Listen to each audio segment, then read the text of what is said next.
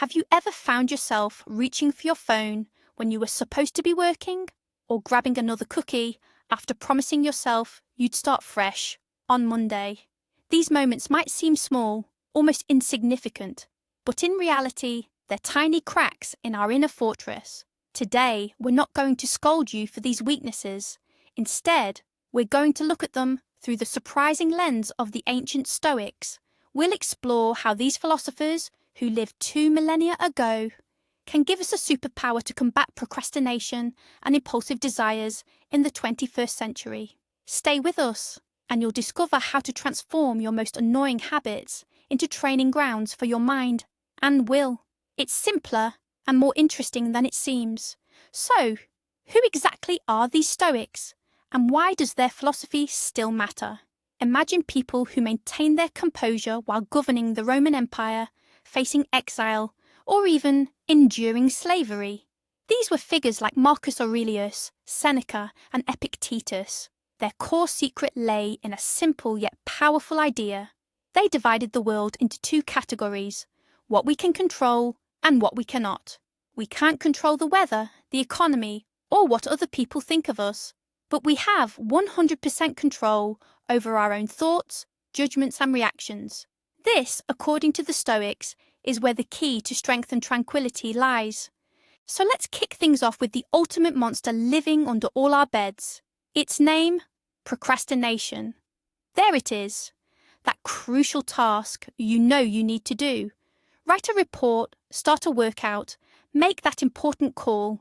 You know full well it needs to be done. But instead, your finger just drifts towards a social media icon, or you suddenly have an irresistible urge to make tea for the 5th time in an hour. Sound familiar? The first thought that pops into your head is, I'm just lazy and weak-willed. We start beating ourselves up, which only makes things worse and drags us into a swamp of self-loathing. But the Stoics, those ancient masters of self-control, would have looked at this completely differently. For them, the root of the problem isn't laziness. The root of the problem is fear. Yes, you heard that right. Fear. We're not afraid of the task itself. We're afraid of the discomfort we imagine it will bring. Fear of boredom. Fear of not doing it perfectly. Fear of it being too difficult. Our brain sees this imaginary mountain of difficulties and screams, "Danger! Let's go watch a funny video instead. It's safe there." So, what's the solution? Stoicism offers a solution that's brilliant in its simplicity. Stop looking at the entire mountain at once. Take one single, almost imperceptible step. Your task isn't to write a huge report. Your task is to open the text editor and write one sentence. Your goal isn't to clean the entire apartment. Your goal is to put one item back in its place. By taking this micro-step, you show your brain that nothing terrible happened, and often it's this very first step that breaks the spell of procrastination and gives you the momentum to keep going. All right, we've tackled procrastination, but there's another thief of our inner peace. It strikes fast, unexpectedly, and sets us ablaze from within. That, of course, is anger and frustration.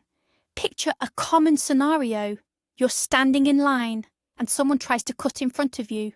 Or a colleague misses a deadline, leaving you in the lurch. The first reaction is almost automatic.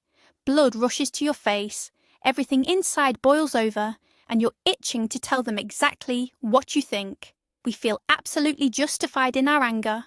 After all, how could they do that to us? It's simply unfair.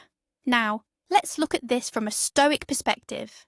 A Stoic would tell you that it wasn't the event itself that upset you, not the person who cut in line, and not the colleague. What truly upset you was your own judgment of that event. Your thought, they shouldn't have done that. That's disrespectful to me. Stoicism teaches us one simple yet revolutionary thing. There's a tiny gap between an event and our reaction to it, and in that gap, we can make a conscious choice. Instead of instantly exploding, you can take a mental pause and ask yourself, can I control this person's behaviour? No. But what about my reaction to it? Yes, 100%. This isn't a call to be a doormat or to let others walk all over you. It's a call not to surrender control over your inner world to external circumstances. Anger is a poison we drink hoping someone else will die. By taking back control of your reaction, you stop drinking that poison. You preserve your energy for what truly matters. Our third and arguably most insidious enemy of self-discipline is the pursuit of instant gratification. It often masquerades as rest, a well-deserved reward, or just a small joy. Think about endless scrolling on TikTok. Just one more episode of that series, even though you have an early start tomorrow. That extra slice of cake you promised yourself you wouldn't eat. Each of these actions delivers a tiny, but immediate, hit of dopamine, the pleasure hormone. Your brain quickly learns this simple trick.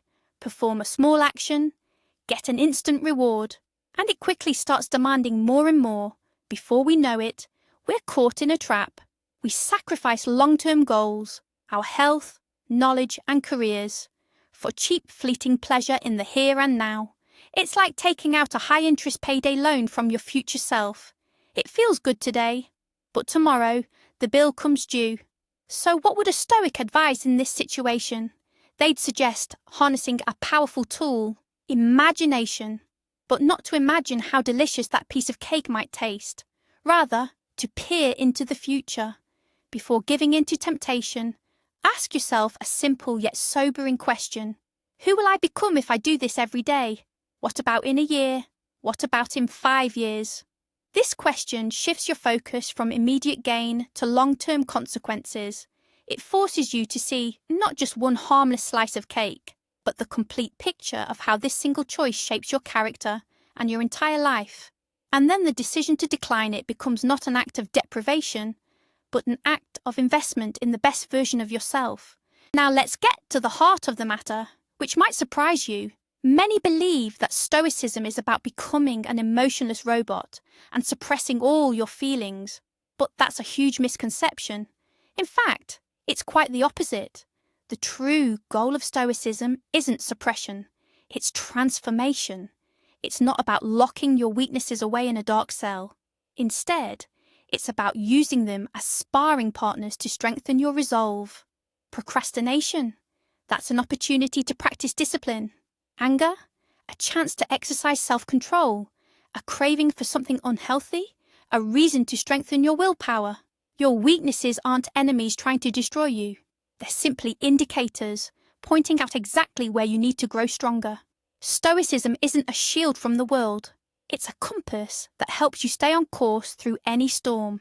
Ultimately, it's not about never making mistakes, but about rising a little wiser and stronger every time you stumble. Thanks for watching. If this video made you think, be sure to like and subscribe to the channel so you don't miss our future discussions of complex ideas, explained simply. Now, a question for you. What everyday weakness holds you back the most? Share it in the comments below, and let's discuss it together.